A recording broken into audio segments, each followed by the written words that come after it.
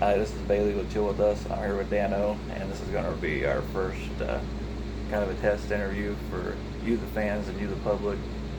And this first part is where I'm going to ask Dano some questions, and we'll see where the conversation goes. We really don't have a topic or agenda. We're just going to go stream of thought, and it's wherever it goes, wherever it goes. So, first question, I guess, it's kind of one we talked about before. First childhood memory. Oh, I don't remember.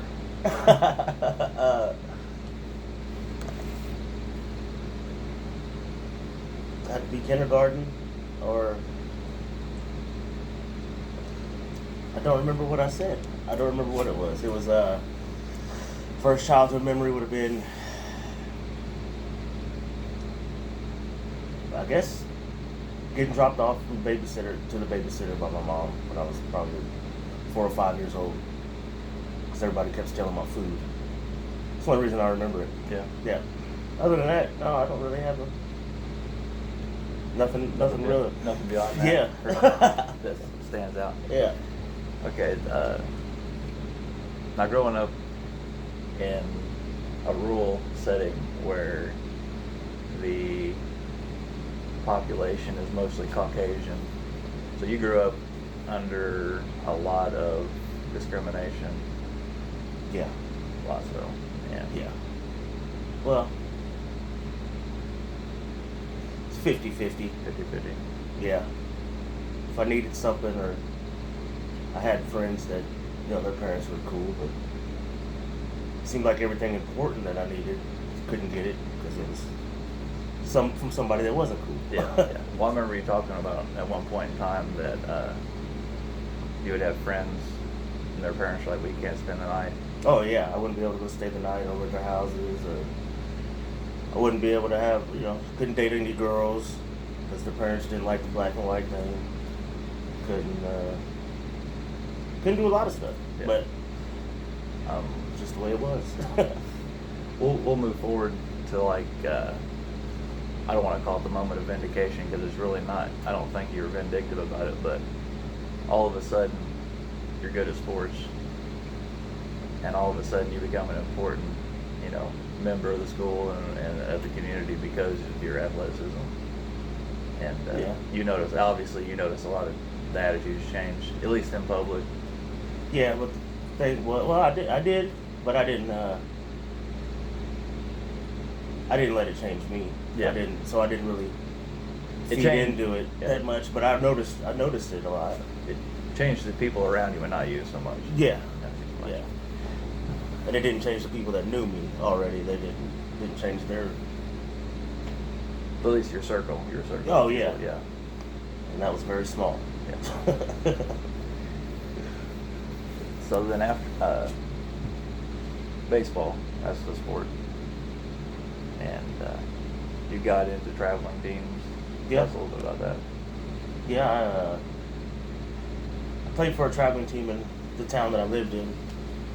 Just from, the small town, everyone got together and got the best kids out of the town, and we traveled. I was the oldest one on the team at that time, so I was able to get picked up by another team, for a bigger team, a better team, and that allowed me to travel all over the United States, all over the world, and just play ball. How many different countries did you visit? I have no idea. Quite a few. Yeah, well, I went out. Guess.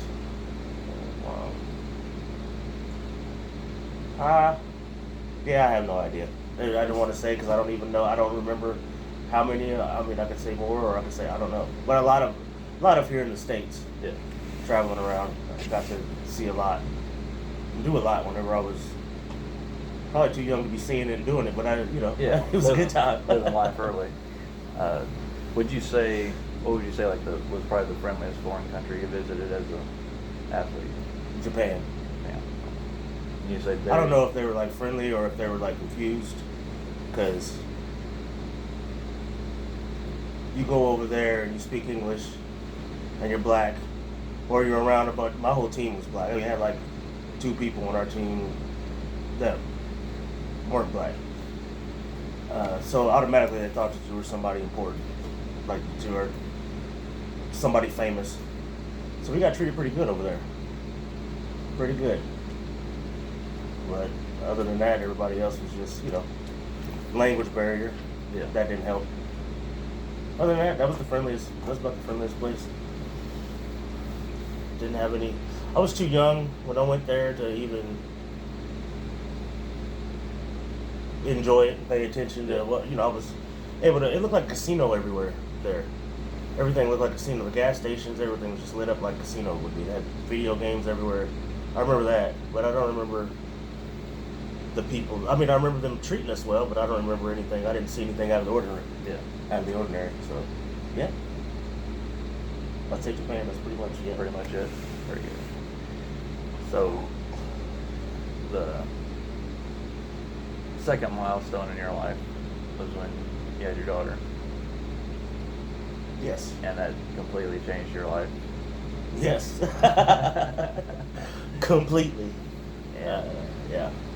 I didn't know if you wanted to get into that, like your thoughts when you first were told the news, or Oh yeah. My thoughts when I first heard the news was my life's over. Like all my friends, everyone was telling me my life's over. Like, I don't know what you're gonna do, man. I mean, because everyone, we were still young. I mean, I was 22, and everyone else was still,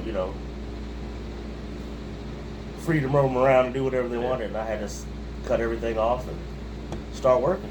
Try to do it. And I had no other choice.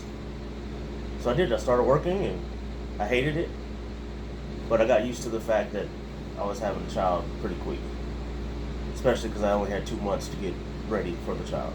yeah, So it was fine. Now it's all great. yeah. For the record, it's awesome. Yeah.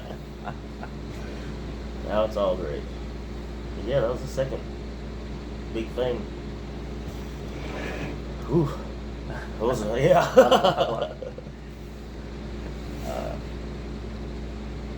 I guess go into the point of fact where you worked several different jobs while you were, raising your daughter, supporting your daughter, and everything, and then Yeah. I had to work a lot of different jobs because I kept having to move around and got in trouble, so I didn't have a vehicle for a while, and it was just a big ordeal. But like I said, I got through it.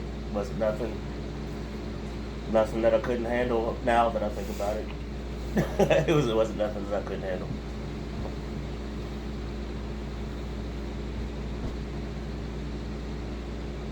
I guess go maybe tell the story like how you met me. Oh, If you, I have to. because I wasn't, when you got to where you were working, where I was working at, I wasn't even there because I was off on my paternity leave. Yes. And it was kind of like everybody's telling you, well, Bailey's coming back, and it was kind of like an old western where like the outlaws coming back to town, and you're like, oh, Bailey's coming back. Everybody's like, who the hell's going on? Yeah, I was like, who the hell is Bailey? Like, what is going on? What is happening? And then, yeah. Of course, that night that you came back, I got put with you, doing, working with you. Was that the same night? Or was that the... I don't know. It was the same night you got back. Maybe it was a couple nights after that. But yeah. I had no idea what I was doing. He was doing it at a muscle memory, even though he'd been gone for a year. And basically, we just, he didn't really talk. When he came back to work, he didn't talk to nobody hardly. It was, everything's fine. Yeah, everything's fine. That's about all you get out of him. Of course, I didn't know that. So, I didn't know nothing about him. But then, started working and just started talking. Talked the whole shift. Came up with this little idea here, and here it is. Yeah. And this is an idea you've kind of had cultivating in the back of your mind for a long time. Long time. Yeah, probably 2 or 3 years before I met you. Yeah, but I couldn't find nobody to actually do it. I didn't want to sit down by myself. It felt weird sitting down by myself and recording myself. Didn't look right. I didn't feel right about it. And you know, we've talked to several people. We've got several more interviews lined up down the road. Several more videos of cooking, going different places and everything. I believe like the biggest stumbling block we've encountered is people's disbelief. And it's like you're trying to explain to them, yeah, you're not going to get rich and famous instantly overnight. We're not even really looking for fame. We're just the part about getting so many views and then getting sponsorship is the fact that it's kind of like, to us, kind of like the gold rush, and it's easier than the gold rush. The gold's sitting there. You just got to be willing to bend over and pick it up. And a lot of people are just, I guess they're confused by the technology, or the older generation, they don't understand the technology, especially in the Midwest. And they're just kind of at a disbelief, like, you people are going to want to watch me cook meatloaf or make cornbread or ham and beans or whatever. And it's like, yeah, there's a lot of people that either enjoy cooking videos or hunting videos or anything, and they want to see content, and they don't want to have to wait for some show on TV to put it out, or streaming service, or you can get a person that does it every day and updates every day or twice a week or whatever they got going on, and then, you know, they build a kind of an expectation and rapport with that person of, you know, well, what are we going to do this week and what's going to happen now? And it's like, a lot of people, I feel, in the Midwest are just having a hard time connecting to that idea. I mean, people joke about it. Yeah, the Midwest is a little bit behind the East Coast and West Coast when it comes to a lot of things. I mean, the videos. Yeah, the music, everything. We're behind, it seems like. But just like this, you're going to be able to see this channel grow. I mean, this video right here that you're watching is going to be, it's the first. So you're going to be able to see it grow, how things are going to change. We'll have, like you said, we'll have more interviews, upbeat. We're just going to figure it out as we go. Yeah. And whatever happens, happens. Yeah. I mean, our goal is mostly, foremost and ahead of everything else, is just to actually have a good time and enjoy the time doing this. I mean, if we just get views and enjoy what we're doing, we'll continue doing it. And if we make people happy or entertain them in the process, that's a great thing. And if we get sponsorship, that's an even greater thing. But it's like, we're just going to do our thing and hope for the best. That's all you can't do. I need to go smoke. Okay. So, this is the first video of 2023. Bailey and Dano for Chill With Us, and we will talk to y'all later.